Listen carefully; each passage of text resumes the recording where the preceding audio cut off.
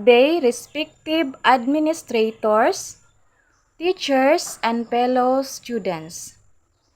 Today, I would like to talk about the pros and cons of online learning, which has become an essential part of education in recent years. Firstly, one of the biggest advantages of online learning is flexibility.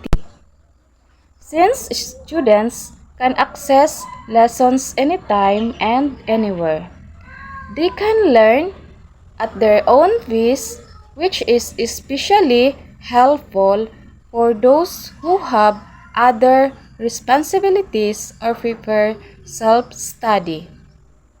Additionally, online platforms often provide a wide range of resources such as videos, quizzes, and interactive activities that make online more engaging. However, online learning also has its drawbacks because students are not physically present in a classroom. They may feel isolated, which can affect their motivation and participation.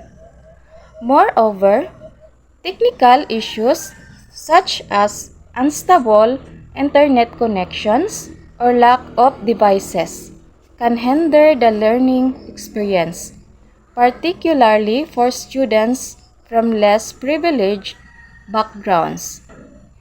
In conclusion, while online learning offers great convenience and diverse materials, it also requires improvement in school engagement and access to technology. By addressing these challenges, our school can create a more effective and inclusive online instructional delivery next year. That's all. Thank you.